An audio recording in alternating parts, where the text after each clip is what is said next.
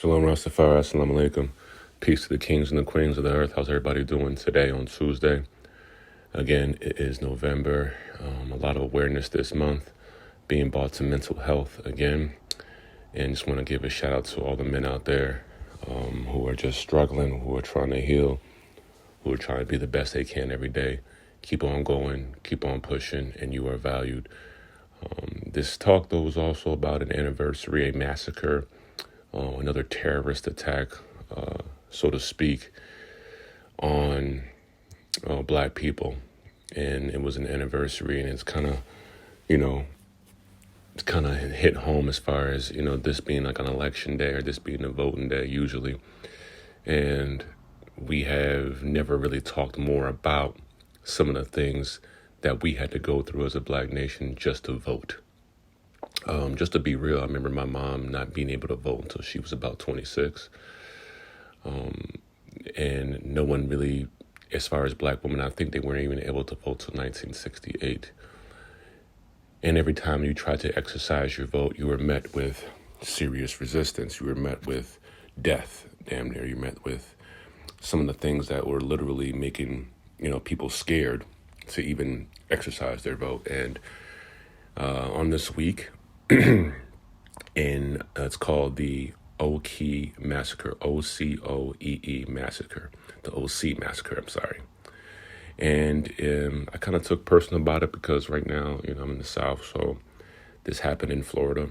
I do know where that, that county is, so it's not too far from here. And basically, it's a situation where a black man attempted to vote, and the Klan, the Ku Klux Klan at the time, responded with a rampage that led to pretty much exile, death of every black person that lived in that area.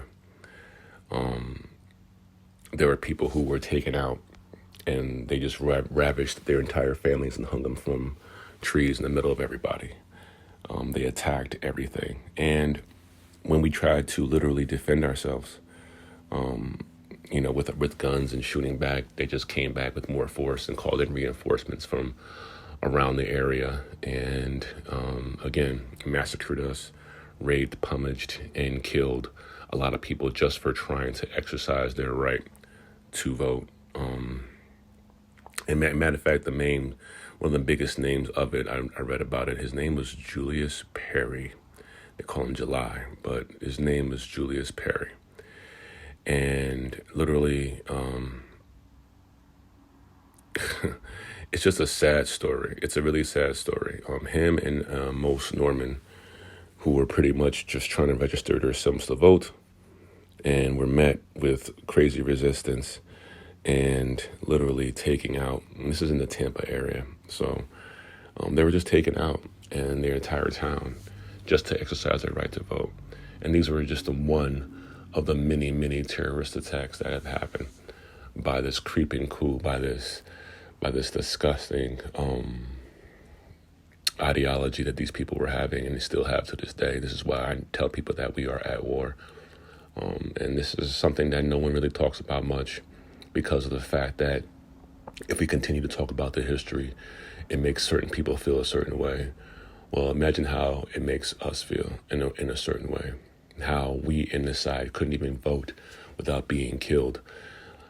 And when you hear people even to this day, well, why don't you go out and vote? Why don't you da-da-da-da? Well, this is why we're still behind the ball. Because when we were trying to vote and establish Senate and establish some protection and establish some political, situations that can help us out personally, we were met with not just resistance, but death.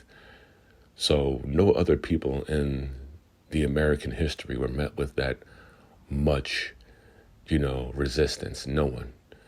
And it's just really sad to really see how, fast forward to this day, how they're trying to now eliminate that history from Florida. And that's because literally these stories are trying to be buried because it makes people feel a certain way. And it's not that. You should really just be taking this situation. If you're a person who is not of color, say consider yourself white and you're not racist at all, you should just be literally talking about this story and how messed up it is, seeing how things like this are still going on to this day. They may not try to intimidate you because they know they can't really intimidate us. That's not working anymore. We ain't scared of none of that. But they can manipulate a vote. They can manipulate situations. They can manipulate counties. You can see what's going on in Alabama and how they just drew up a different county. And finally, when they brought it to the Supreme, they're like, what the hell is this? Like, what are y'all doing? This isn't even a route. You're just making up your own map and shifting people. And same thing in Mississippi. So this way of voting the right way, never was that fair for us. So I just wanted to just give some awareness to this massacre that has happened. Most people do not know about this. Most people don't even know about the many, many, many attacks that we have gone through. The churches that have been burned down, the schools that have been bombed, the neighborhoods that have been literally wiped out. I'm talking like not just beaten up. I'm talking about everybody in that neighborhood dead, men ripped out of the houses, killed in front of their children. Okay, and this ain't nothing. This ain't no 1810. This ain't no, this is 1920. Some of these people have just either passed away or definitely have kids who could possibly be 50, 60, 70 years old. And guess what? Those kids are in the Senate. Those kids are in political forms. We have to stop acting like this was 150,000 years ago or something like that. Some of these people are really sitting there making the decisions, and they remember, or they had parents who were there who then instilled that. If the slavery trauma is passed down to us, you don't think the racism ideology isn't passed on to them? You can smell it. You can feel it. That's not just everybody. I know that. It's just not, no. Cut it out, I know. But don't try to point out the 6 out of the 1,000 that are not bad. Stop that. We're looking at this whole massive situation here. And, there's specific pods and areas where it's a stronghold and they refuse to let that go.